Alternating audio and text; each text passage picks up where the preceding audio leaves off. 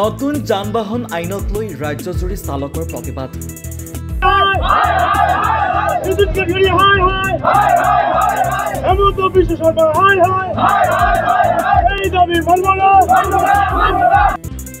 ধুবুৰী জিলাৰ ছাগলীয়াতো পথ অৱৰোধ কৰি চালকৰ উত্তাল প্ৰতিবাদ।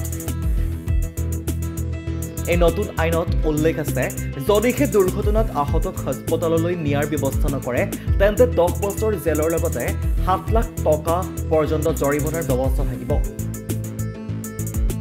এই নীতিৰ বিৰোধিতাৰে চালকসকলে প্ৰতিবাদ সাব্যস্ত কৰিছে। বিধেয়কখন প্ৰত্যাহাৰ কৰাৰ দাবীত গোলকগঞ্জৰ ছাগলীয়াত এক প্ৰতিবাদী আৰু পথ অৱৰোধেৰে পৰিস্থিতি উত্তাল হৈ পৰা ঘটনাস্থলীত উপস্থিত হৈ আৰক্ষীয়ে পৰিস্থিতি নিয়ন্ত্ৰণ কৰে।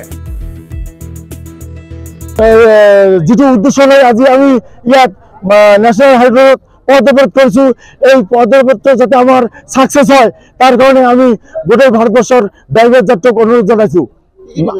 আমাৰ 1 নম্বৰ ডিমাণ্ড হ'ল, যদি কোনো ড্ৰাইভাৰে এক্সিডেণ্ট কৰে তেনেহ'লে কেতিয়াও জেলত যাব নোৱাৰিব, কেতিয়াও তেওঁ টকা জৰিমনা দিব নোৱাৰিব আৰু পুলিচে তেওঁক এৰেষ্ট কৰিব নোৱাৰিব।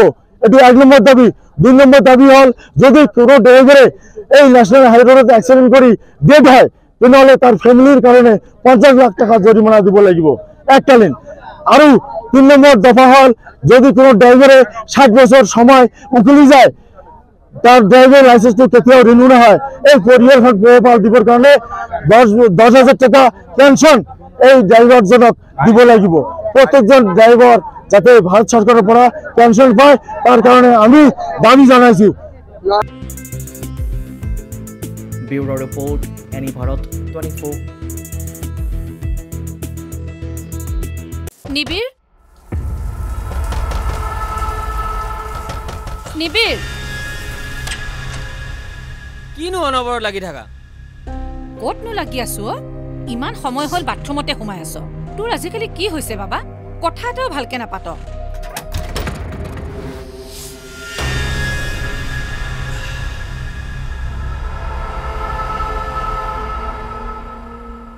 নিচাসক্ত ব্যক্তিক নিচামুক্ত কৰাৰ বাবে যোগাযোগ কৰক। ৰাষ্ট্ৰীয় টোল ফ্ৰী নম্বৰ 1800-1100-31।